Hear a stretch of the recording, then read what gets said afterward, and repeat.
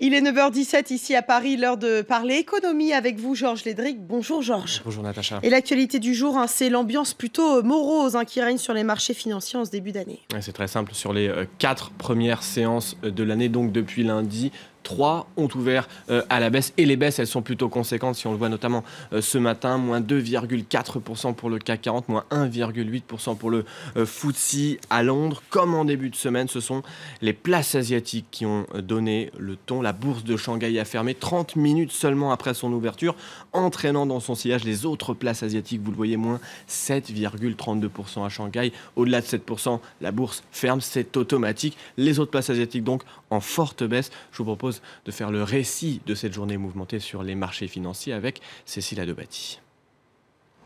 Contrainte de fermer après moins d'une demi-heure d'échange, les bourses de Shanghai et Shenzhen ont chuté de plus de 7%. Un seuil symbolique qui a provoqué la suspension des échanges et la chute des autres places asiatiques. Un scénario qui s'est déjà joué ce lundi. Cette fois, c'est la dévaluation surprise du yuan décidée par la Banque centrale chinoise qui a jeté le trouble. Une mesure agressive de la part des autorités qui, pour les marchés, pourrait indiquer que le ralentissement chinois serait plus important que prévu. Le taux de change du renminbi a chuté de 330 points, ce qui a provoqué une fuite des capitaux sur les marchés chinois. Autre motif d'inquiétude, la levée possible vendredi de l'interdiction de vendre pour ceux qui possèdent plus de 5% dans une entreprise cotée. Cette mesure de régulation pourrait toutefois être maintenue d'après l'agence Bloomberg, mais l'autorité boursière chinoise n'a pas confirmé cette information.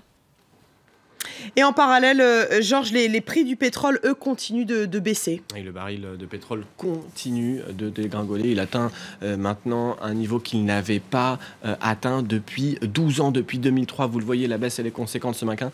Moins 5,62% pour le Brent de mer du Nord qui passe du coup sous le seuil des $33 le baril alors qu'on était à peine au seuil de $34 il y a encore quelques heures juste avant l'ouverture des places européennes.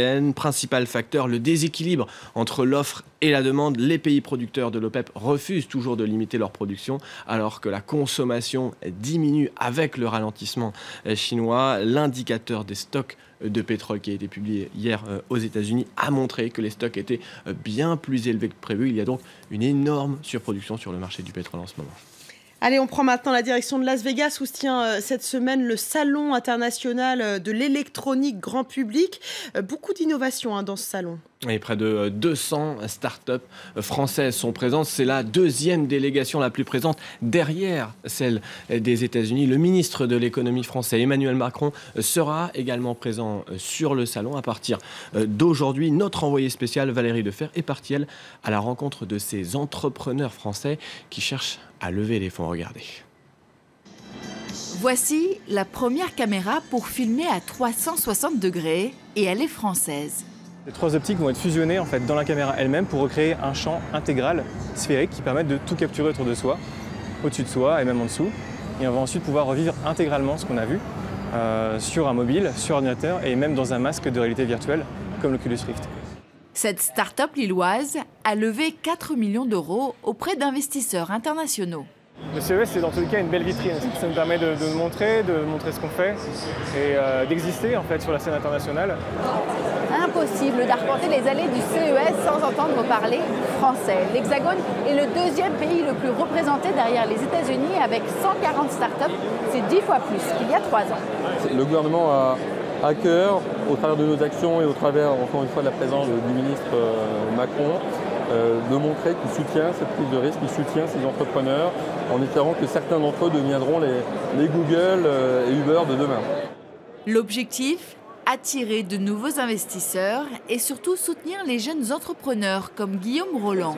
Ce Nantais a conçu ce réveil olfactif, parfum, chocolat, croissant ou menthe. Comme ceci, on insère et en fait au matin il y a un flux d'air qui va être créé, qui va passer à travers la capsule et qui va réveiller l'utilisateur au bon moment et avec la bonne odeur.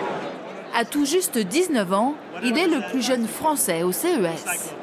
Il y a un an, j'étais au lycée, donc être ici avec une start-up, c'est vraiment une occasion incroyable. D'avoir un événement aussi comme ça, c'est un vrai tremplin.